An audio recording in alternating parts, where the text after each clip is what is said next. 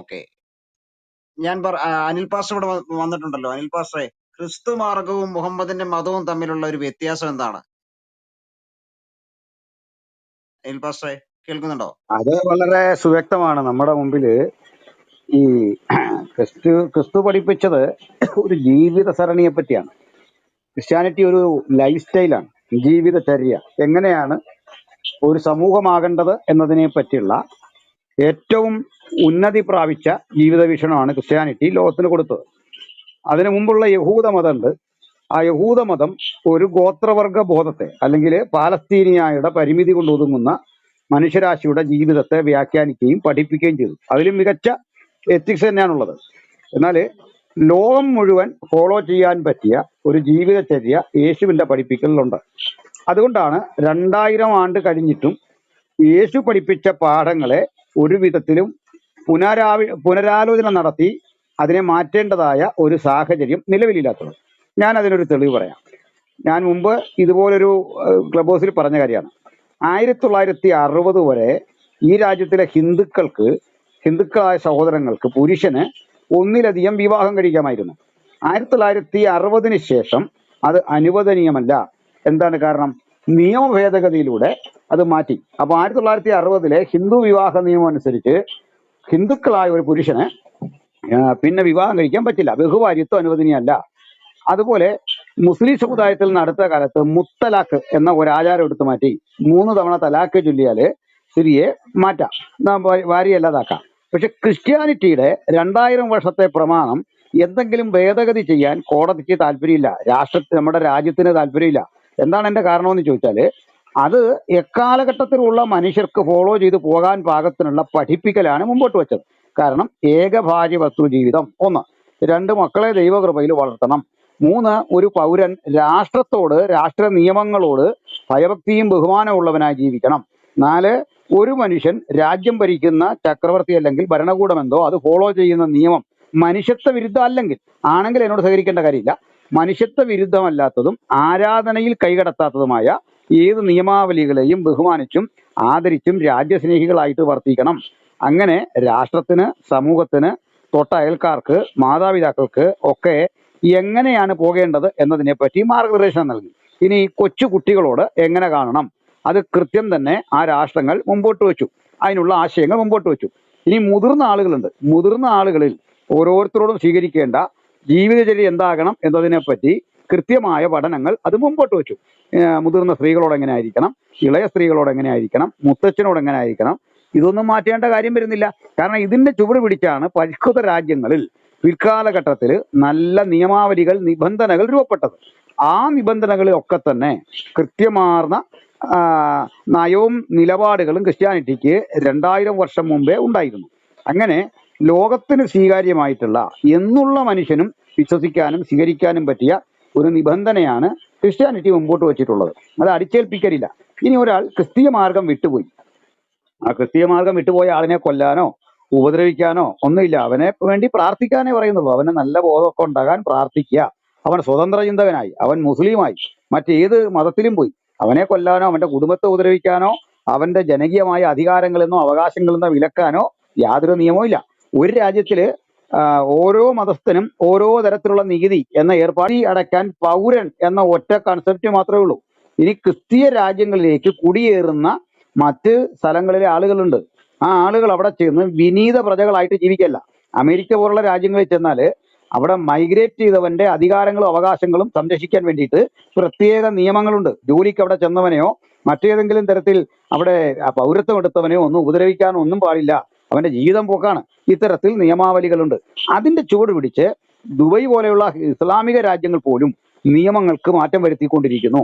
അപ്പൊ ക്രിസ്തുവിന്റെ ജീവിത സരണി എന്നത് ഇഹലോക ജീവിതത്തെക്കുറിച്ചും പരലോക ജീവിതത്തെക്കുറിച്ചും ഏറ്റവും മാന്യമായ ആധികാരികമായ ചിന്തകൾ ലോകത്തിന് നൽകിയിട്ടുണ്ട് എന്നത് തർക്കമറ്റ വസ്തുതയാണ്. അപ്പൊ ഇങ്ങനെ ഒരു പരിസ്ഥിതി ഉള്ളത് കൊണ്ട് നമുക്ക് ഈ ഇസ്ലാമിന്റെ അല്ലെങ്കിൽ മുഹമ്മദിന്റെ മതത്തെ പറ്റിയും കൂടെ ഒരു വാക്ക് ചോദിച്ചുകൊണ്ട് പറയാമല്ലോ. കാരണം അതേ ഏതാണ്ട് ഒരു പരിധി വരെ ആൾക്കാർക്ക് അറിയില്ലായിരുന്നു. ഞാനും നിങ്ങളും ഒക്കെ മനസ്സിലാക്കിയിരുന്നത് മുഹമ്മദിന്റെ മതം എന്ന് പറയുമ്പോൾ അങ്ങേയറ്റം തത്വചിന്താപരമായ ഉയർന്ന ദാർശനിക ബോധമുള്ള എന്തൊക്കെയോ കാര്യങ്ങളാണ്. അങ്ങനെയാണ് നമ്മൾ പ്രസംഗങ്ങളിൽ കേട്ടത്. കാരണം ഇവരെ കിതാബുകൾ പരിശോധിച്ചിരുന്നില്ല. അപ്പോൾ പിന്നീട് ഇത് പഠിച്ചു വരുമ്പോൾ മനസ്സിലാക്കുന്നത് ചരിത്രപരമായി മുഹമ്മദിന്റെ മാർഗത്തിന് നിലനിൽപ്പില്ല, ആർക്കിയോളജിക്കലായിട്ട് എവിഡൻസുകളില്ല, ഹിസ്റ്റോറിക്കലി യാതൊരു തരത്തിലും എക്സിസ്റ്റൻസ് ഇല്ല. ഇനി ധാർമ്മിക പ്രമാണം എടുത്താലോ, ഒരു കാലഘട്ടത്തിലെ ഒരു മനുഷ്യനും സ്വീകരിക്കാൻ പറ്റാത്ത, ഈവൻ മുസ്ലിങ്ങൾ പോലും തള്ളിക്കളയത്തക്ക തരത്തിലുള്ള ഒരു ജീവിതക്രമത്തെയാണ് മുഹമ്മദ് മുമ്പോട്ട് വെക്കുന്നത്. ഇനി ഇവർ കൊട്ടിഘോഷിക്കുന്ന ഹദീസുകളുണ്ടല്ലോ, ഈ ഹദീസുകളിൽ എന്താണെന്ന് ഇത്ര കാര്യമായിട്ടുള്ളത്? എങ്ങോട്ട് തിരിഞ്ഞിരുന്ന് ഭക്ഷണം കഴിക്കണം, എങ്ങോട്ട് തിരിഞ്ഞ് തുപ്പണം, എങ്ങോട്ട് തിരിഞ്ഞ് നടക്കണം, നടക്കുമ്പോൾ എങ്ങനെ വേണം, ടോയ്ലറ്റ് ഇരിക്കുമ്പോൾ എന്ത് ചെയ്യണം, ഇങ്ങനെ പരിഷ്കൃതരായ മനുഷ്യർക്ക് ഒരാവശ്യമില്ലാത്ത കാര്യങ്ങളാണ്. എന്നാൽ മുഹമ്മദ് ഇതെല്ലാം ലംഘിക്കുകയും ചെയ്യുന്നുണ്ട്. എങ്ങനെ ഒരു ടോയ്ലറ്റിൽ പോകണം, കിബിലയ്ക്ക് നേരെ തിരിഞ്ഞിരിക്കുന്നു പറഞ്ഞിട്ടുള്ള കക്ഷി കട്ടയെടുത്തുകൊണ്ട് പോയിട്ട് ഇഷ്ടികയുടെ മീതെ ഇരുന്നുകൊണ്ട് നേരെ കിബിലയ്ക്ക് ദർശനം വെച്ചിരുന്ന് മലമൂത്ര വിസർജനം ചെയ്ത കാര്യം ഹദീസിൽ കൃത്യം എഴുതിയിട്ടുണ്ട്. അവ ചുരുക്കി പറഞ്ഞാൽ, ഞാൻ ഒത്തിരി വിശദീകരിച്ച് നേരം കളയുന്നില്ല, ഒന്നിങ്ങനെ പറഞ്ഞ് മനസ്സിലാക്കാം. മനുഷ്യരാശിക്ക് ഗുണം പകരുന്ന ഒരു പഠിപ്പിക്കലും ജീവിതചര്യയുടെ മാതൃകയും ഇസ്ലാം മതത്തിലില്ല. കാരണം അത് ഭീകരതയുടേതാണ്. ആ ഇസ്ലാം മതമാണ് ജയ്ഷെ മുഹമ്മദായിട്ട്, ലഷ്കർ ഇ തോയ്ബയായിട്ട്, താലിബാനായിട്ട്, മുസ്ലിം ലീഗായിട്ട്, INL ആയിട്ട്, PDP ആയിട്ട് പല രൂപത്തിലും ഭാവത്തിലും നിൽക്കുന്നു. അപ്പൊ നമുക്ക് തോന്നും, ചിലരെങ്കിലും പറയും ഈ ICC ചെയ്യുന്നതല്ല യഥാർത്ഥ ഇസ്ലാം, അല്ലെങ്കിൽ അവർ ചെയ്യുന്ന പോലെയോ ഇതൊന്നും അല്ല യഥാർത്ഥ ഇസ്ലാം. എങ്കിൽ നമുക്ക് അതെല്ലാം വിട്ടേക്കാം. മുഹമ്മദ് ചെയ്താണോ യഥാർത്ഥ ഇസ്ലാം? ICC-നെ വിടാം, താലിബാനെ വിടാം, ജയ്ഷെ മുഹമ്മദിനെ വിടാം, അൽഖ്വായിദയെ വിടാം, ഇതെല്ലാം വിട്ടേക്കാം. ഇത് വിട്ടേച്ച് നമുക്കൊരു ചോദ്യം, മുഹമ്മദ് ചെയ്താണോ യഥാർത്ഥ ഇസ്ലാം? അത് ICC-നേക്കാൾ ഭീകരമായിരുന്നു, അത് താലിബാനേക്കാൾ ഭീകരമായിരുന്നു, അവരുടെ ധാർമ്മികതയേക്കാൾ അധപ്പതിച്ചതായിരുന്നു. ഒറ്റ വാക്കിൽ ഇങ്ങനെ പറഞ്ഞു നിർത്തട്ടെ, ഒരു തരത്തിലും മുഹമ്മദിന്റെ സരണി ക്രിസ്തുവിന്റെ ജീവിത വീക്ഷണത്തോടോ കർത്താവായ യേശു ക്രിസ്തു പഠിപ്പിച്ച ആത്മീക മൂല്യങ്ങളോടോ ഒരു തരത്തിലും പൊരുത്തപ്പെടുന്ന ഒന്നല്ല.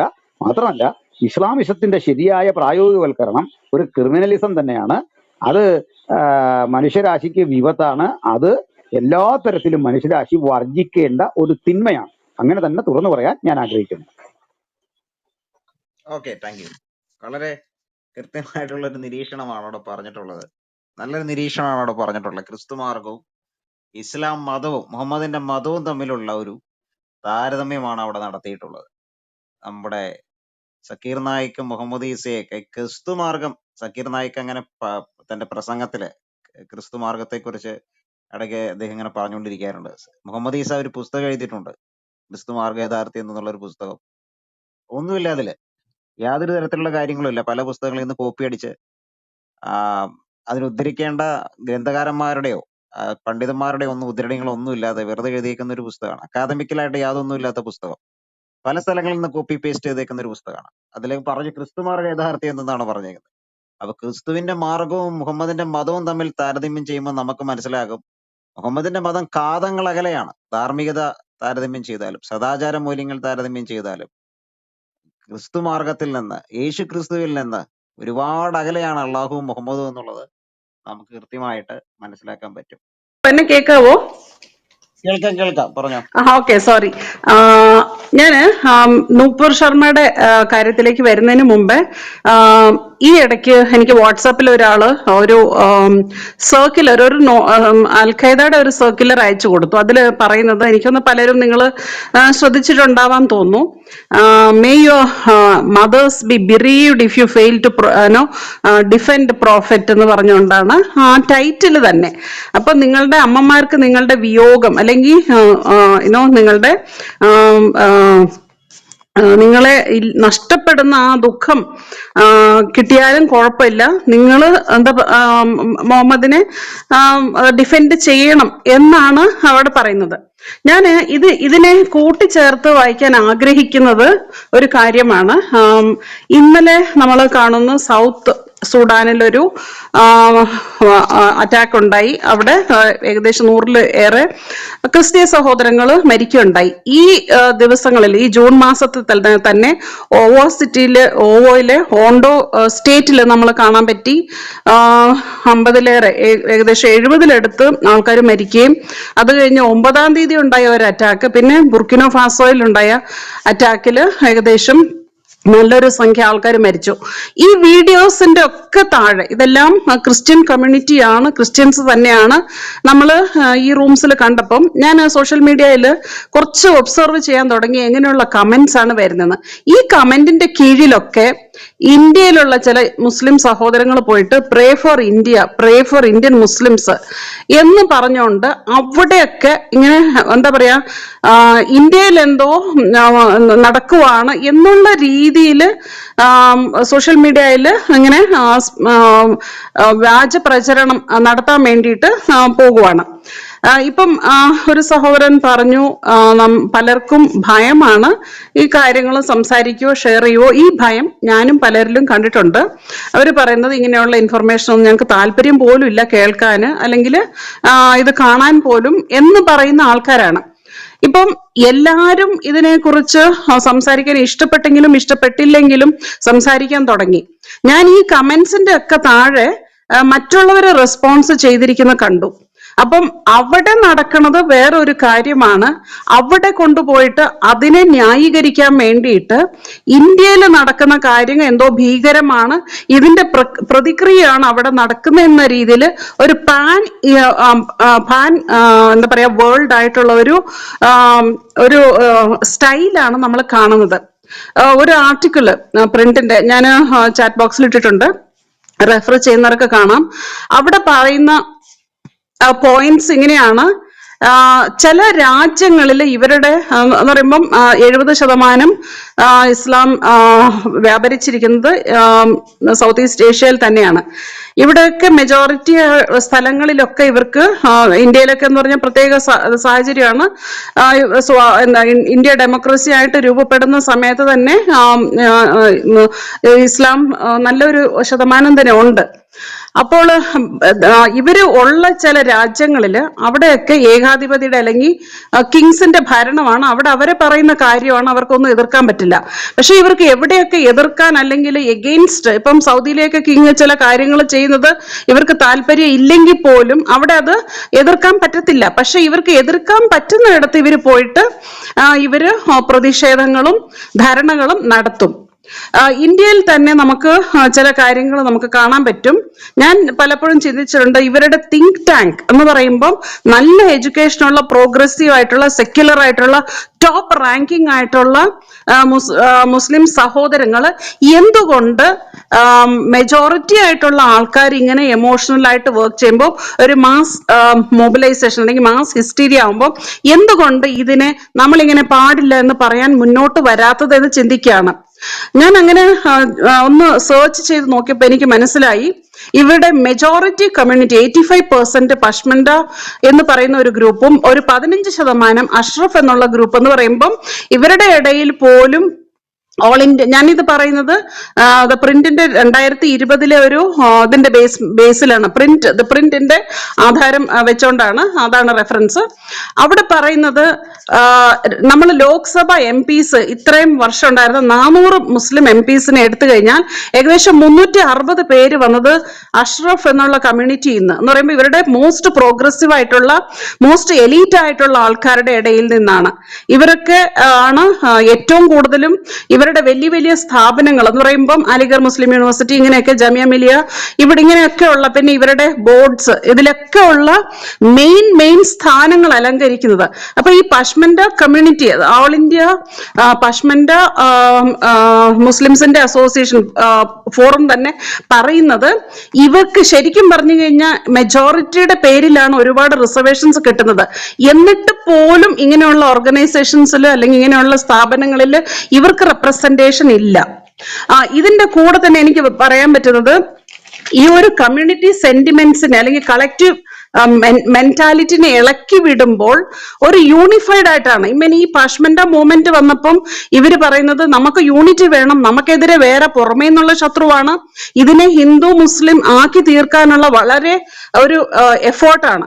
അതേസമയം നൈജീരിയയിലൊക്കെ പ്രശ്നങ്ങൾ വരുമ്പോൾ അതിനെ ഇന്റർ ട്രൈബൽ പ്രോബ്ലംസ് ആയിട്ട്, നൈജീരിയ അല്ലെങ്കിൽ സബ്സാഹറൻ ആഫ്രിക്കയിലൊക്കെ വരുമ്പോൾ, അപ്പൊ ഞാൻ പറയാൻ വരുന്നത്, ഇവർക്ക് എല്ലായിടത്തും സ്ട്രാറ്റജി എങ്ങനെയാണെന്ന് പറഞ്ഞാല്, ഇവര് ചെയ്യുന്ന കാര്യങ്ങളെല്ലാം റെസ്പോൺസ് ആയിട്ടും ഇവർക്കെതിരെ വരുന്നത് എന്തെങ്കിലും അത് ചെറിയൊരു കാര്യമാണെങ്കിൽ പോലും അല്ലെങ്കിൽ അതിനെ ഇസ്ലാമോഫോബിയ എന്ന് പറഞ്ഞ് ഹൈപ്പ് ചെയ്ത് കാണിക്കും. അതേസമയം ഇവര് ചെയ്യുന്ന അക്രമങ്ങള് അല്ലെങ്കിൽ ടെറർ അറ്റാക്സിനെ ഏകദേശം ഞാൻ ഈ ഇടയ്ക്ക് നമുക്കൊരു ഗ്രൂപ്പ് ഉണ്ടായിരുന്നു, നൈജീരിയയില് ബുർക്കിന ഫാസോയിൽ നടന്ന ഈ ടെറർ അറ്റാക്കിനെ കണ്ടം ചെയ്തുകൊണ്ടുള്ള ഒരു മെമ്മോറിയൽ ആയിരുന്നു. ആ റൂമിൽ ഞാനൊന്ന് സർവേ ചെയ്യുമ്പം status.com പറയുവാണ് 2007 തൊട്ട് 2019 12 ഇയേഴ്സിന്റെ ഇടയ്ക്ക് ബൊക്കോ ഹറാം തന്നെ 7000-ഓളം ടെറർ അറ്റാക്സ് നടത്തിയിട്ടുണ്ട്. 12 വർഷത്തിൽ 7000 ഒരു ഗ്രൂപ്പ് തന്നെ ഇതുപോലെ 10-12 ഗ്രൂപ്പ്സ് നമ്പേഴ്സ് ഓഫ് അറ്റാക്സ് നടത്തിയിട്ടുണ്ട്. ഇതിലെല്ലാം മൊർട്ടാലിറ്റി റേറ്റ് ഹൈ മൊർട്ടാലിറ്റി ആണ്. അപ്പൊ നമ്മൾ ഇങ്ങനെ കണ്ടോണ്ടിരിക്കുമ്പോൾ അതിനെക്കുറിച്ച് സംസാരിച്ചു കഴിഞ്ഞാൽ പോസ്റ്റ് ട്രോമാറ്റിക് സ്ട്രെസ് ഡിസോർഡേഴ്സ് ഉണ്ടാവും. അത് ഇവര് എരവാദം മുഴക്കും. അപ്പൊ നമ്മൾ ഇവിടെ നടക്കുന്ന കാര്യങ്ങൾ മീഡിയാസിൽ ഒന്നും ഫാക്ട്സ് പുറത്തു വരത്തില്ല. ഇന്റർനാഷണൽ മീഡിയക്ക് ഇതിനെക്കുറിച്ച് യാതൊരു കൺസേൺസും ഇല്ല. അതേസമയം ഇന്ത്യയിൽ ഒരു ചെറിയ കാര്യം, നൂപുർ ശർമ്മ സംസാരിച്ച ഒരു ചെറിയ കാര്യം എല്ലാ മീഡിയ മാത്രമല്ല ഡിപ്ലോമാറ്റ്സ് വരെ ഇതിനെ ഏറ്റുപിടിക്കാനുള്ള രീതിയിൽ ഇവർക്ക് നെഗോഷിയേറ്റ് ചെയ്യാനും മൊബിലൈസ് ചെയ്യാനും ഇവർക്ക് സാധിച്ചു.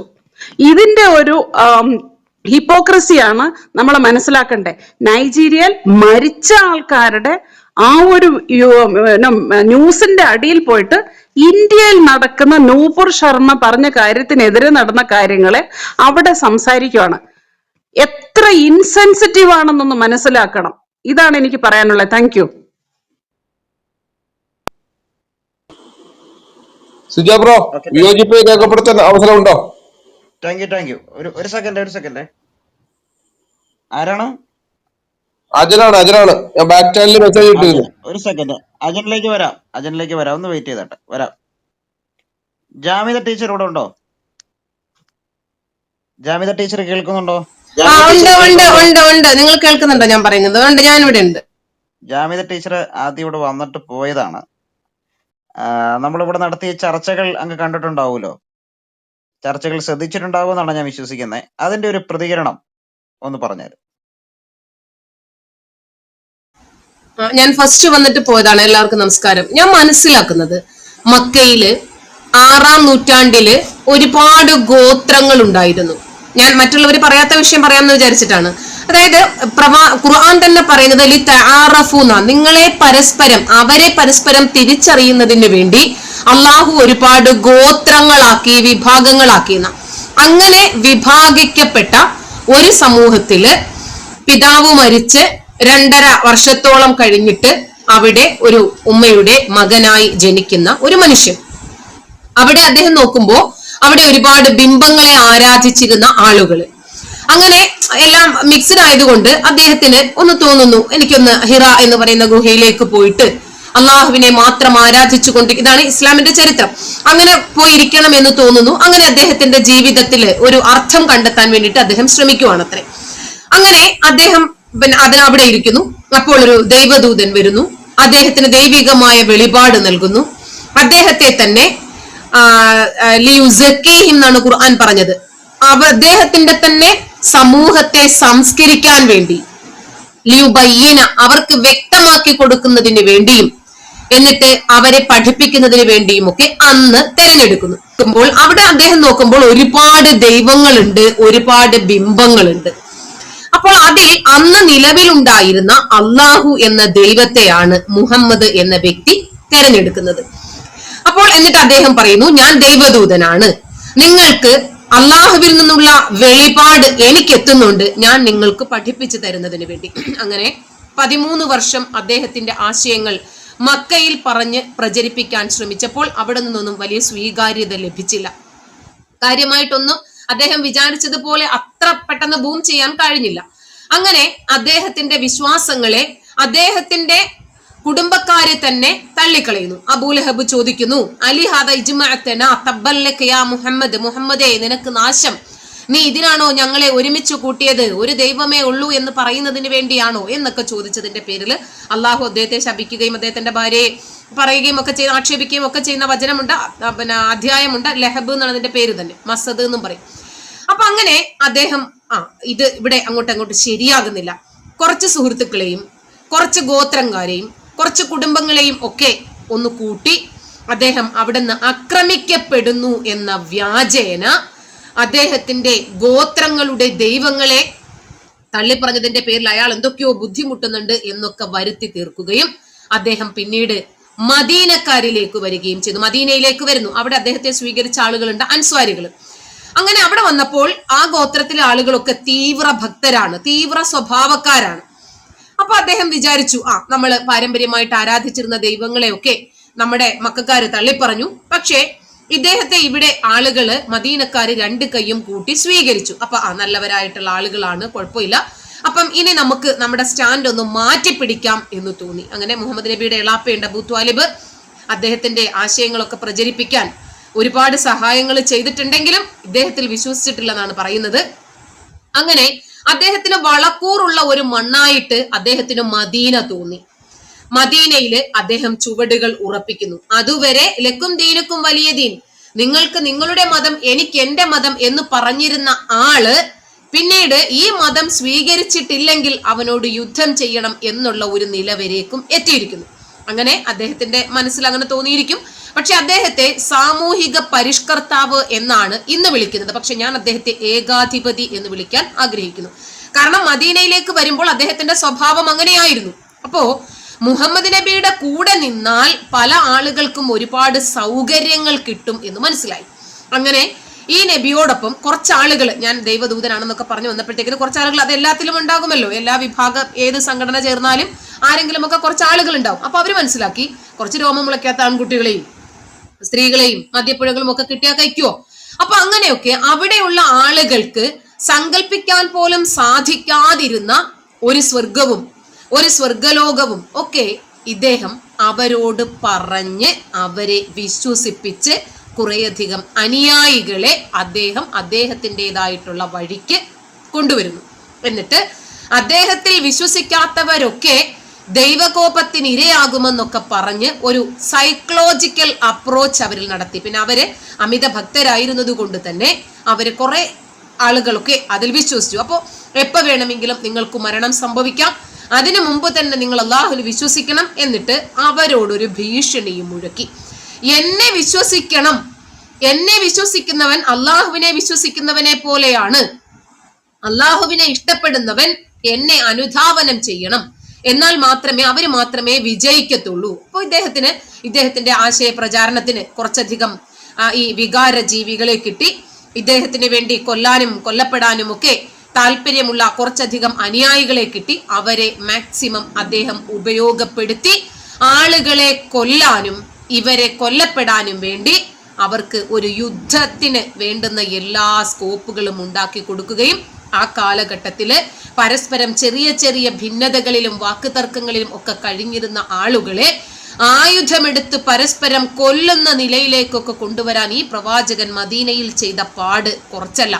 അപ്പൊ 6-ാം നൂറ്റാണ്ടിൽ ജീവിച്ചിരുന്ന വെറും ഒരു മനുഷ്യൻ എന്ന നിലയ്ക്കും ഒരുപാട് യാത്രകൾ ചെയ്തിട്ടുള്ള ഒരു കൂർമ്മ ബുദ്ധിക്കാരനായ ഒരു വ്യക്തി എന്ന നിലയ്ക്കും അദ്ദേഹത്തിന് മറ്റുള്ളവരുടെ മുമ്പിൽ ഒരു ആധിപത്യം ഉണ്ടാക്കിയെടുക്കാൻ അദ്ദേഹം ക്രമേണ ശ്രമിച്ചു. അത് വളരെയധികം വിജയകരമായി. അതിന് അദ്ദേഹം തെരഞ്ഞെടുത്ത മാർഗം 1 അടിമത്തമാണ്, 2 ശൈശവ വിവാഹമാണ്, 3 ബഹുഭാര്യത്വമാണ്. ഇതിന് 3നെയും വെല്ലുന്ന തരത്തിലുള്ളതാണ് സ്വർഗം, പിന്നെ നരകം. ഇങ്ങനെ ഈ ഇത്തരം രീതികളൊക്കെ പ്രയോജനപ്പെടുത്തി അദ്ദേഹത്തെ അന്ധമായി വിശ്വസിക്കുന്ന കുറേയധികം ആളുകളെ അതിലേക്ക് കൊണ്ടുവന്നു. ഇതാണ് മുഹമ്മദ് നബിയെ കുറിച്ച് ഞാൻ മനസ്സിലാക്കിയിരിക്കുന്ന വസ്തുത. ഇവിടെ നമ്മൾ പറഞ്ഞതുപോലെ നബിയെ നിന്ദിച്ചാൽ, നബി ചെയ്ത കാര്യങ്ങൾ എന്തെങ്കിലും പറഞ്ഞാൽ, നബിയെ വിമർശിച്ചാൽ ആഴക്കടലിലേക്ക് മുങ്ങുന്ന തരത്തിലുള്ള മഹാപാതകമായി പോകുമോ? ഒരു ചാനൽ ചർച്ചയില് ഇവരുടെ ദൈവത്തെ വിമർശിച്ചപ്പോഴേക്ക് ഒരു സ്ത്രീ അവരുടെ വിഷയകരമായിട്ടുള്ള കാര്യങ്ങൾ പറഞ്ഞു, തിരിച്ചും പറഞ്ഞു. അതുപോലെ ഞാൻ പറഞ്ഞാൽ ഇതും നിങ്ങൾ കേൾക്കേണ്ടി വരുമെന്ന് പറഞ്ഞു. അപ്പോ ഈ രീതിയിൽ പ്രതികരിച്ചു. ഇത് രണ്ടിന്റെയും അന്ധവിശ്വാസങ്ങളായിട്ട് തന്നെയാണ് ഞാൻ കാണുന്നത്. പക്ഷെ ഒന്ന് ചർച്ചയാവുകയും മറ്റൊന്ന് ചർച്ചയാകാതിരിക്കുകയും ചെയ്യുന്നു. വിശ്വാസികൾക്ക്, മുസ്ലിങ്ങൾക്ക് അവരുടെ വിശ്വാസങ്ങളും ഭക്തിയും എത്രമാത്രം പ്രിയപ്പെട്ടതാണോ അതുപോലെ തന്നെ പ്രിയപ്പെട്ടതാണ് എതിർഭാഗത്തിരിക്കുന്ന നൂപുർ ശർമ്മയ്ക്കും അവരെ വിശ്വസിക്കുന്ന അല്ലെങ്കിൽ അവരെ വിശ്വസിക്കുന്നത് പോലെ വിശ്വസിക്കുന്ന ഒരു വിഭാഗം ഹിന്ദുക്കൾക്കുമൊക്കെ അവരുടെ ദൈവവും പ്രമാണങ്ങളും ഒക്കെ അത്രമാത്രം തന്നെ പ്രധാനപ്പെട്ടതാണെന്ന് ഞാൻ മനസ്സിലാക്കുന്നത്. അപ്പം ഇന്ത്യയില് ഹിന്ദുമതത്തെ അപേക്ഷിച്ച് ഇസ്ലാം ന്യൂനപക്ഷമാണെങ്കിലും നമുക്കറിയാം ലോക തലത്തിൽ നേരെ തിരിച്ചാണ്. എന്നിട്ട് ഇവര് പറയുന്നു RSS ഉള്ളത് കൊണ്ടാണ് SDPIക്കാർ വളർന്നതെന്ന് പറയുന്നു. RSS എവിടെയാണുള്ളതെന്നും ഇസ്ലാമിക സംഘടനകൾ, തീവ്രവാദ സംഘടനകൾ ലോകവ്യാപകമാണെന്ന് നമുക്ക് നന്നായിട്ട് തിരിച്ചറിയാം. അപ്പൊ അറേബ്യൻ രാഷ്ട്രങ്ങളുടെ നേതൃത്വത്തില് 10-15 രാജ്യങ്ങൾ ഒരുമിച്ച് ഇന്ത്യയെ വിമർശിക്കുന്നു, മാപ്പ് ആവശ്യപ്പെടുന്നു. അപ്പോ ഇവിടെ നടക്കുന്നത് ഭൂരിപക്ഷമായിട്ടുള്ള ഒരു ഇസ്ലാമിക തീവ്രവാദത്തിന്റെ രാഷ്ട്രീയമുണ്ട്. അതാണ് ഇവിടെ വർക്കൗട്ട് ആയത്. അപ്പം ഇസ്ലാം മതത്തിലുള്ള കാര്യങ്ങള്, ഇസ്ലാം മത പ്രമാണങ്ങളിൽ എഴുതി വെച്ചിട്ടുള്ള കാര്യങ്ങൾ, ഇസ്ലാം മത പ്രഭാഷകർ തലങ്ങും വിലങ്ങും പറയാറുള്ള കാര്യങ്ങൾ ഒരു കാഫിറായിട്ടുള്ള ഒരു BJP സ്ത്രീ പറഞ്ഞപ്പോൾ എന്തുകൊണ്ടാണ് അത് പ്രവാചക നിന്ദയുടെ പട്ടികയിൽ വന്നത്? അതല്ലെങ്കിൽ ഇവർ തെളിയിക്കേണ്ടത് മുഹമ്മദ് നബി ആയിഷ എന്ന ഒരു പെൺകുട്ടിയെ 6 വയസ്സിൽ വിവാഹം കഴിച്ചിട്ടില്ല എന്നും 9ാമത്തെ വയസ്സിൽ അവര് കുടുംബജീവിതം ആരംഭിച്ചിട്ടില്ല എന്നും ഇവര് തെളിയിക്കണം. അത് ഇതുവരേക്കും കഴിഞ്ഞിട്ടില്ല. എന്നിട്ട് ഈ വസ്തുത പറഞ്ഞതിന്റെ പേരിൽ ഇന്ത്യയെ കൊണ്ട് മാപ്പ് പറയിപ്പിക്കാൻ ലോക തലത്തിൽ തന്നെ വ്യാപകമായിട്ടുള്ള പ്രതിഷേധങ്ങൾ നടക്കുന്നു. അപ്പോ മുമ്പത്തെക്കാളും കുറച്ചുകൂടി ക്രൂരമായിട്ടാണ് ഇത്തവണ എതിർകക്ഷികള് ഇടപെട്ടിട്ടുള്ളത്. കാരണം ഓരോരുത്തരുടെയും കടകളും വീടുകളും ഒക്കെ അടിച്ചു പൊളിക്കാൻ പോയിട്ട് തിരിച്ചു വന്നപ്പോൾ നമ്മുടെ വീട് ഇരുന്ന സ്ഥലം വെറും കല്ലും മണ്ണും മാത്രമായി നടക്കുന്നു. അപ്പോ ഇത് ഇവർക്ക് കിട്ടേണ്ടത് തന്നെയാണെന്നാണ് ഞാൻ മനസ്സിലാക്കുന്നത്. ഇനി പ്രവാചക നിന്ദ നടത്തി എന്ന് ആരോപിച്ച് നൈജീരിയയിലെ ഒരു കോളേജ് വിദ്യാർത്ഥിനിയെ ഞാൻ ഓർക്കുന്നു, ഞാൻ വീഡിയോ ചെയ്തിട്ടുണ്ടായിരുന്നു, ഡെബോറ സാമുവൽ എന്നാണെന്ന് തോന്നുന്നു ആ കുട്ടിയുടെ പേര്. അപ്പൊ സഹപാഠികള് ആ കുട്ടിയെ അടിച്ചും മർദ്ദിച്ചും കല്ലെറിഞ്ഞും പിന്നീട് അവസാനം തീ വെച്ചും കൊന്നത് നമ്മൾ ആരും കണ്ടില്ല. ഞാൻ കണ്ടു കേട്ടോ, ആരും കണ്ടില്ല. അപ്പോ ഒരുപാട് പുരോഗമനം വാരി വിതറുന്ന ആളുകളൊന്നും അത് കണ്ടില്ല. അപ്പോ ഇന്ന് യുക്തിവാദികൾ പലരും പറയുന്നു ക്രിസ്ത്യൻസിന്റെ കൂടെ ചേർന്നിട്ട് ജാമിത യുക്തിവാദത്തെ തളർത്തിക്കൊണ്ടിരിക്കുന്നു എന്ന് പറയുന്നു. ഈ യുക്തിവാദം വളർത്താൻ കമ്മ്യൂണിസത്തെ കൂട്ടുപിടിച്ചാൽ മതിയാകുമോ എന്നുള്ളതാണ് എന്റെ ചോദ്യം. പിന്നെ ആര് പറയുന്നു എന്നുള്ളതല്ല എന്റെ വസ്തുത, വിഷയാധിഷ്ഠിതമാണോ പറയുന്നത്, എന്ത് പറയുന്നു എന്നുള്ളതാണ്. ആര് പറയുന്നു എന്നുള്ളത് എല്ലാ സാഹചര്യത്തിലും വർക്കൗട്ട് ആകുമെന്ന് എനിക്ക് തോന്നുന്നില്ല. അപ്പോ ആ കുട്ടിയെ, ഈ ഡെബോറ എന്ന് പറയുന്ന പെൺകുട്ടിയെ അടിച്ചും തീ വെച്ചും കൊന്നപ്പോൾ ചലിക്കാതിരുന്ന മതവികാരം എങ്ങനെയാണ് ഇപ്പോഴുണ്ടായത് എന്നത് എനിക്കറിയില്ല. അതായത് മുസ്ലിങ്ങളുടെ മതവികാരം ഒരു സ്പെഷ്യൽ ആയിട്ടുള്ള ഒന്നും മറ്റുള്ളവരുടേതിനൊന്നും വലിയ മുഖവില കൽപ്പിക്കാത്തതുമാണ് എന്ന തരത്തിലുള്ള ആശയമുണ്ടല്ലോ, അതിനോട് യോജിക്കാൻ പറ്റില്ല. ജോസഫ് മാഷിന്റെ കൈവെട്ടിയ ആളുകളുണ്ട്, തീവ്രവാദ പ്രവർത്തനങ്ങൾക്കു വേണ്ടി ഇന്ത്യ വിട്ടു പോയിട്ടുള്ളവരുണ്ട്, ഇന്ത്യക്ക് എന്തോ വലിയ പുരസ്കാരം വാങ്ങിത്തരാൻ വേണ്ടി സിറിയയിലേക്കും അഫ്ഗാനിസ്ഥാനിലേക്കും ഒക്കെ ആടുമേക്കാൻ വേണ്ടി പോയവരുണ്ട്, ഇന്ത്യൻ പട്ടാളത്തിനെതിരെ കാശ്മീരിൽ പോരാടി മരിച്ചവരുണ്ട്. അങ്ങനെ 6ാം നൂറ്റാണ്ടിലെ കേട്ടാൽ അറയ്ക്കുന്ന, ആധുനിക മനുഷ്യന് കേൾക്കാൻ സാധിക്കാത്ത ചെയ്തികൾ ചെയ്ത ഒരു വ്യക്തിയെ സംബന്ധിച്ചും അദ്ദേഹം ഭീഷണിപ്പെടുത്തിയതിനെ സംബന്ധിച്ചും അദ്ദേഹം ഭയപ്പെടുത്തി നിലനിർത്തിയതുമായ ഒരു മതത്തെ സംബന്ധിച്ച് പറയുമ്പോൾ ചെറുപ്പത്തിലെ തന്നെ മതം കുത്തിവെച്ച് തീവ്ര മാനസിക രോഗികളാക്കിയ ആൾക്കാർക്ക് സ്വാഭാവികമായും പൊള്ളും. അപ്പൊ അതിനെ സംബന്ധിച്ച് നമുക്കൊന്നും പറയാൻ പറ്റില്ല. കാരണം ഇവരുടെ മതവികാരം എന്ന് പറഞ്ഞാൽ പെട്ടെന്ന് വ്രണപ്പെടുന്നതാണ്. ഞാൻ ആലോചിക്കുന്നത്, ഒരേ ചർച്ചയിൽ തന്നെ ശിവലിംഗത്തെ പരസ്യമായി അവഹേളിച്ചു, ആങ്കർ നിർത്ത് പറഞ്ഞിട്ടും നിർത്താതെ ചർച്ച തുടർന്നുകൊണ്ടേയിരുന്നു. അതിന് മറുപടിയായിട്ട് നൂപുർ ശർമ്മ പ്രവാചകന്റെ വിവാഹത്തെ കുറിച്ച് പരാമർശിച്ചു. ഇതെങ്ങനെയാണ് പ്രവാചക നിന്ദയാകുന്ന രൂപത്തിൽ? അൽ ജസീറ ചാനലിന്റെ നേതൃത്വത്തിൽ GCC വരെ ഇളകി മറിയുന്നെന്നാണ് മലയാളം ചാനലുകളൊക്കെ തള്ളിമറിക്കുന്നത്. ഈ കഥ പുറത്തു വന്നപ്പോൾ പ്രവാചക നിന്ദ മാത്രമായി മാറി.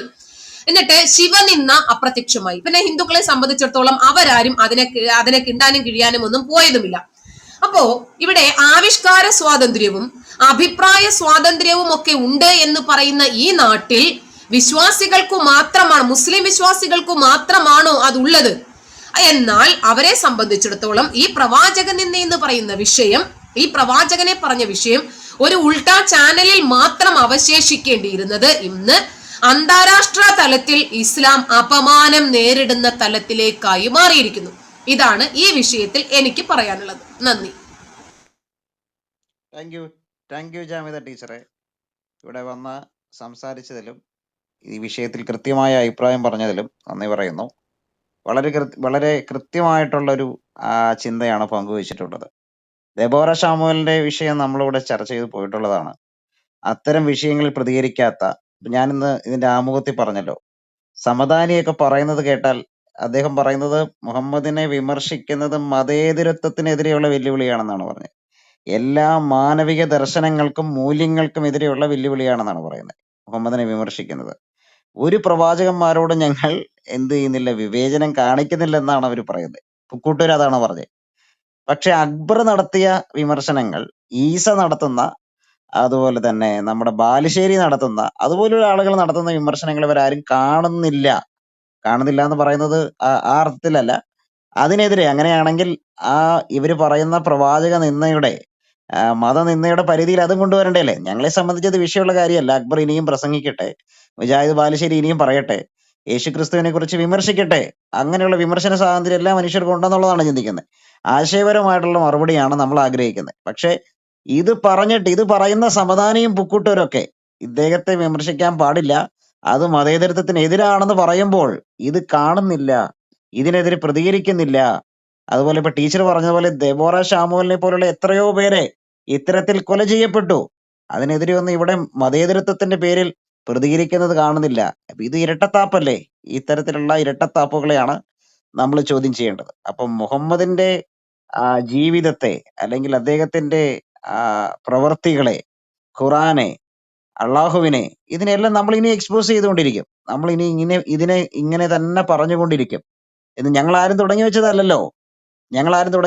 ഞാനിവിടെ ആദ്യം തന്നെ പറഞ്ഞതാണ്, ക്രൈസ്തവ ഇസ്ലാം സംവാദങ്ങൾ നിങ്ങൾ പരിശോധിക്കുമ്പോൾ ഇതിന്റെ ആദ്യഘട്ടത്തിൽ ക്രൈസ്തവ വിശ്വാസ വിഷയങ്ങളെ പ്രതിരോധിക്കുകയാണ് ഞങ്ങൾ ചെയ്തിട്ടുള്ളത്.